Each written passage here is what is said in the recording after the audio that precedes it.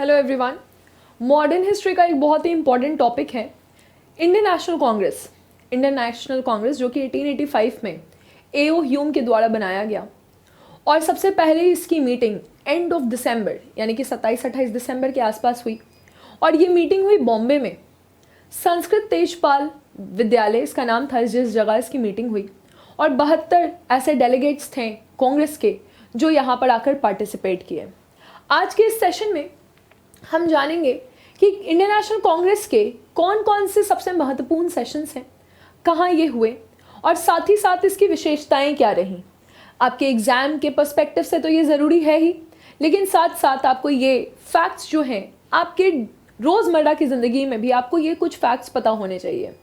After all हम वो सारे पॉइंट्स को इकट्ठा कर रहे हैं, वो सारे फैक्टर्स को इकट्ठा कर रहे हैं इस सीरीज़ में, जिस कारण से आज हम कह सकते हैं कि हम आज़ाद हैं, इंडिया एक इंडिपेंडेंट कंट्री है। तो आइए सबसे पहले हम समझते हैं 1885 में कांग्रेस की स्थापना हुई, कांग्रेस को बनाया गया। उस समय जो नेता थे वो मॉडरेट नेता थे, यानी कि नरम दल या नरमपंथी नेता थे।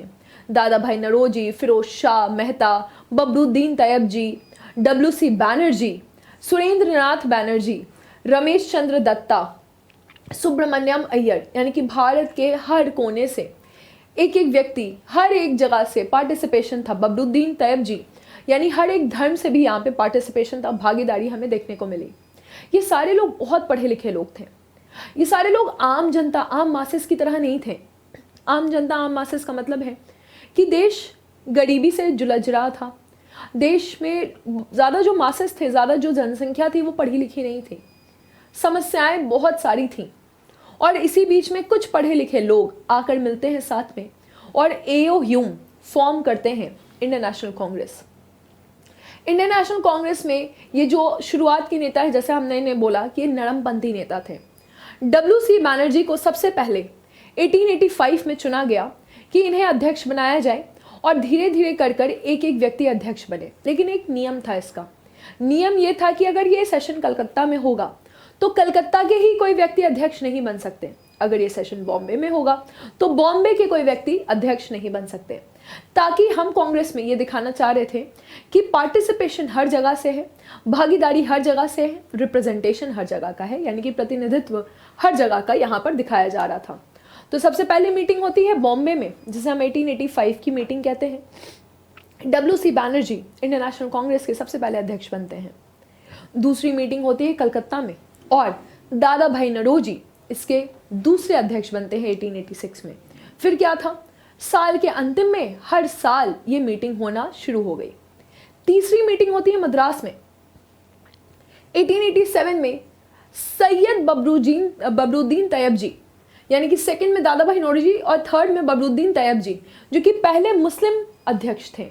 इसका मतलब है कि कांग्रेस सिर्फ हिंदुओं का नहीं था, कांग्रेस हर एक धर्म का था, चाहे वो मुस्लिम हो, चाहे वो क्रिश्चियन हो, सिख हो, या फिर अलग समुदाय के अलग जो डिपार्टमेंट्स, जैसे कि महिलाएं भी इसमें हैं, यूथ इसमें है, युवा इसमें है, पढ़े लिखे लोग भी हैं, मासेस भी हैं। चौथी मीटिंग होती है, इसमें एक इंग्लिश यानी कि एक ब्रिटिशर को अध्यक्ष बनाया जाता है, जिनका नाम है जॉर्ज यूल। ये मीटिंग होती है 1888 में, यानी 85 में पहली मीटिंग, 86 में दूसरी मीटिंग, 87 तीसरी और 1888 में चौथी मीटिंग।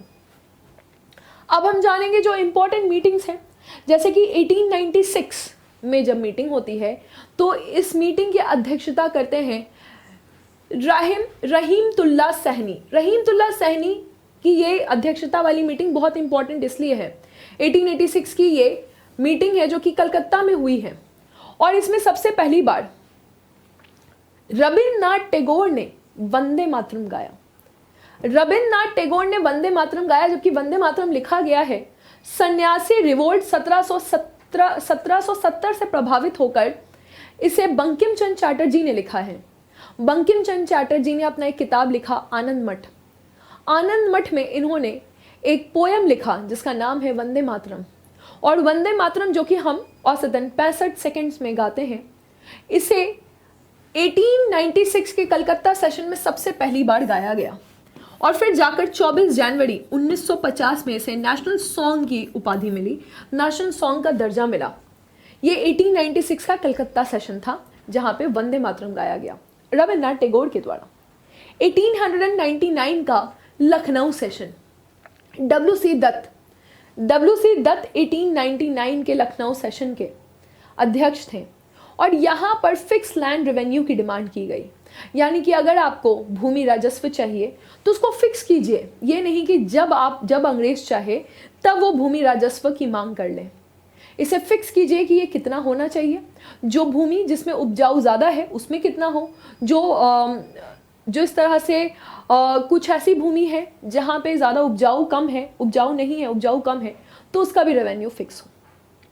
1901 में होता है कलकत्ता सेशन हम इसलिए याद रखते हैं क्योंकि इसके प्रेसिडेंट थे D.E. वाचा, दिनशॉ वाचा इसके प्रेसिडेंट थे। और पहली बार ये मीटिंग थी जब खुद साउथ अफ्रीका से गांधी जी भारत आते हैं 1901 में, और गांधी जी की पहली ये मीटिंग है जिसमें गांधी जी पार्टिसिपेट करते हैं। फिर आती है मीटिंग 1905 की, गोपाल कृष्ण गोखले की अध्यक्षता में ये मीटिंग होती है। 1905 भारत के लिए एक कष्टदायक साल था। 16 अक्टूबर 1905 में बंगाल का विभाजन किया जाता है, यानी इसे ईस्ट बंगाल और वेस्ट बंगाल में बांट दिया जाता है। वेस्ट बंगाल जिसे आज भी हम अपने भारत का भाग मानते हैं, भारत का ये एक स्टेट है वेस्ट बंगाल, और ईस्ट बंगाल जो कि बाद में जाकर ईस्ट पाकिस्तान बना और फिर बांग्लादेश बना। लेकिन फिर इसको, ये जो पार्टीशन, उसको भंग भी कर दिया जाता है 1911 में। लेकिन 16 अक्टूबर 1905 में लॉर्ड कर्जन ने बंगाल का विभाजन किया और उसके बाद स्वदेशी मूवमेंट को स्टार्ट किया गया था गोपाल कृष्ण गोखले के द्वारा। उसका अगला साल भी इंपॉर्टेंट है 1906 का। 1906 में आप देखिएगा कि दादा भाई नौरोजी की अध्यक्षता में स्वदेशी के साथ साथ बॉयकॉट मूवमेंट भी चलाया गया, यानी कि हम अंग्रेजी चीज़ों का बहिष्कार करेंगे और जो भी चीज़ें हमें आवश्यकता है वो हम अपने देश में ही क्यों ना बना लें। अब आप देखिएगा इसी बीच में एक डिमांड आती है कि आप क्यों नहीं जनता को भी इस मुहिम में जोड़ते हैं।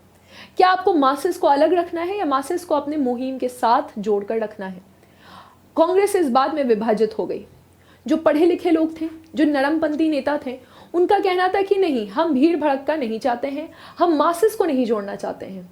लेकिन जो लोग क्रांतिकारी सोच रखते थे, जो गरमपंथी लोग थे, जिन्हें प्रे नहीं करना था, पिटिशन नहीं करना था, कॉन्स्टिट्यूशनल डिमांड नहीं रखना था, उन्हें चाहिए थी आज़ादी। इन्होंने मासेस को कहा कि मासेस को भी हमें साथ में जोड़ना पड़ेगा। और फिर कांग्रेस में दो सोच पनपता है, एक गरमपंथ और एक नरमपंथ।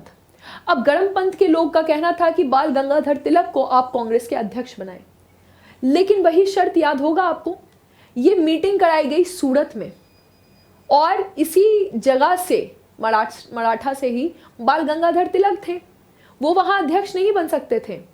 गरमपंथी के लोग जो हैं ये एलिगेशन लगाते हैं, ये इल्ज़ाम लगाते हैं नरमपंथियों पर कि आपने जानबूझकर ये मीटिंग सूरत में पहले फिक्स की। अब सूरत में रास बिहारी घोष जो कि नरमपंथी के नेता थे, इनको बनाया जाता है अध्यक्ष, और मॉडरेट और एक्सट्रीमिस्ट दोनों टूट जाते हैं, कांग्रेस में स्प्लिट हो जाता है, दोनों अलग हो जाते हैं। फिर 1910 में मीटिंग होती है। 1907 में कांग्रेस में सूरत स्प्लिट हुआ। 1910 में जब मीटिंग हुई तो ये मीटिंग इलाहाबाद में हुई। इलाहाबाद की मीटिंग भी काफ़ी ज़्यादा कष्टदायक थी, क्योंकि 1909 में मिंटो मॉर्ले रिफॉर्म में पृथक निर्वाचन यानी कि सेपरेट इलेक्टोरेट का अधिकार दे दिया गया मुस्लिम लीग को, और मोहम्मद अली जिन्ना ने ये बात सबके सामने रखी कि इलेक्टोरेट सिस्टम में 1909 का जो पृथक निर्वाचन है हम इसे स्वीकार कर रहे हैं। ये मीटिंग हुई थी विलियम वेडनबर्न की अध्यक्षता में, और जिन्ना ये कहते हैं कि कांग्रेस को इसे स्वीकार करना ही होगा। अगले साल 1911 की मीटिंग होती है। रविन्द्रनाथ टैगोर द्वारा लिखा गया जनगण मन, जिसका सिर्फ पहला स्टैंजा ही हम इसको लेकर चलते हैं कि ये हमारा नेशनल एंथम है। ये भी 24 जनवरी 1950 को ही एक्सेप्ट किया गया था एज नेशनल एंथम। तो बी.एन. धर की अध्यक्षता में जनगण मन गाया जाता है। ये कलकत्ता सेशन होता है। 1915 का सेशन आता है बॉम्बे सेशन। एसपी सिन्हा इसके अध्यक्ष होते हैं, और कांग्रेस का कहना था कि हम एक्सट्रीमिस्ट सेक्शन को भी कांग्रेस में जोड़ना चाहते हैं, मतलब हम जो पार्टीशन हो गया है कांग्रेस में उसको खत्म करना चाहते हैं, दोनों को साथ में लेकर चलना चाहते हैं। और इसी के बाद 1911 की मीटिंग होती है, 1916 की मीटिंग होती है, सॉरी 1915 के बाद 1916 की मीटिंग होती है, लखनऊ मीटिंग। AC मजमदार, अंबिका चंद्र मजूमदार अध्यक्ष बनते हैं, मॉडरेट और एक्सट्रीमिस्ट साथ में आगे आते हैं। इसके साथ साथ मुस्लिम लीग, जिसका गठन 1906 ढाका में हुआ था और ये सेपरेट इलेक्टोरेट की मांग करती थी, तो कांग्रेस भी मान लेता है इनका सेपरेट इलेक्टोरेट। और 1916 में जब ये मीटिंग होती है अंबिका चंद्र मजूमदार की अध्यक्षता में, तो कांग्रेस का नरमपंथी, गरमपंथी, मुस्लिम लीग और इंडियन नेशनल कांग्रेस सारे लोग एकजुट हो जाते हैं और कहते हैं कि हम साथ में अंग्रेजों के खिलाफ लड़ेंगे। एनी बेसेंट और मोहम्मद अली जिन्ना को हिंदू मुस्लिम का एम्बेसडर भी बताया जाता है।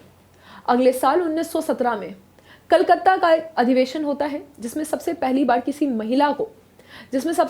किसी महिला को कांग्रेस का प्रेसिडेंट बनाया जाता है।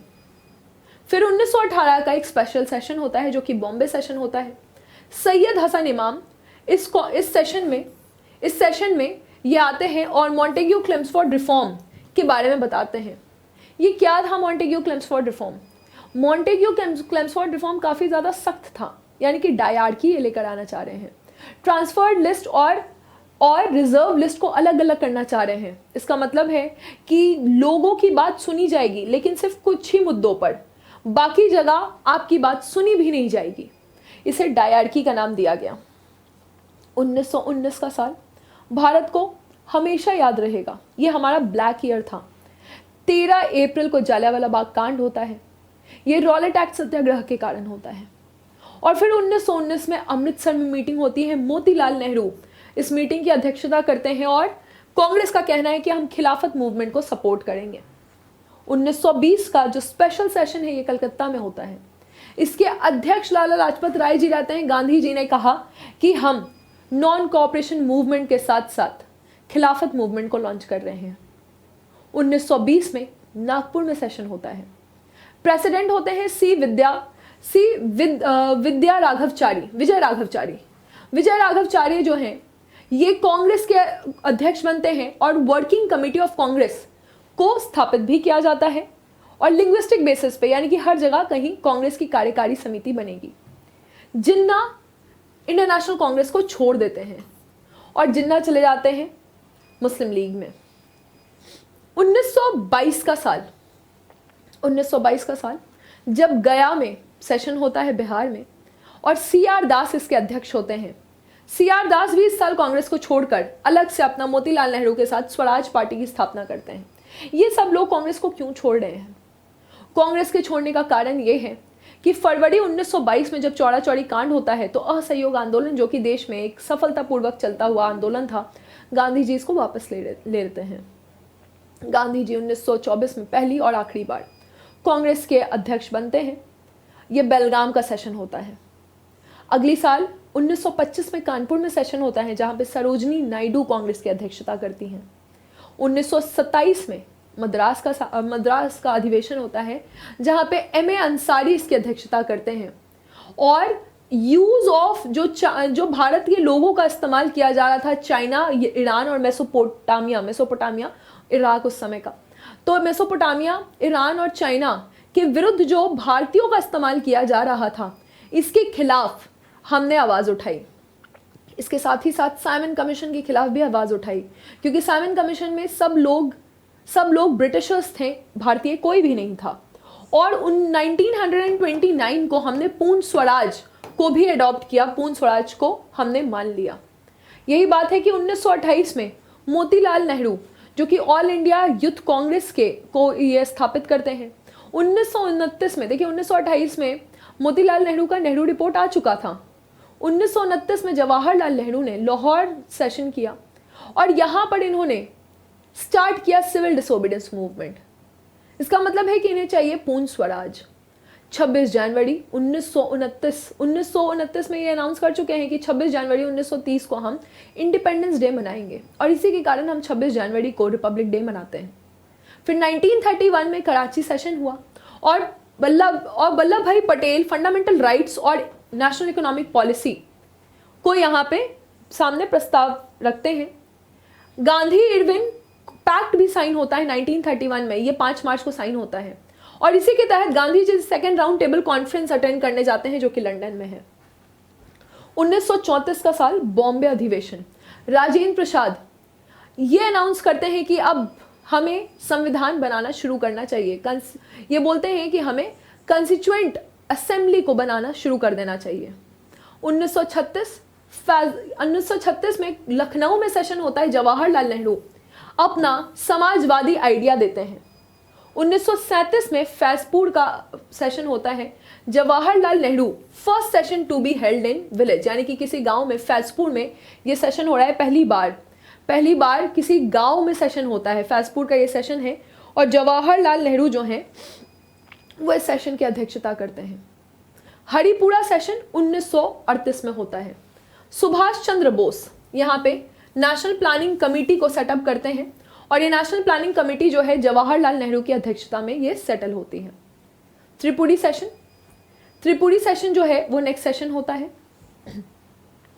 राजेंद्र प्रसाद री इलेक्ट होते हैं और इसके बाद आप देखिएगा, लेकिन इस कारण से त्रिपुरी का सेशन राजेंद्र प्रसाद को यहाँ पर बेसिकली इसकी कहानी क्या थी, कहानी 1 साल पहले चलते हैं। 1938 का सेशन चलते हैं।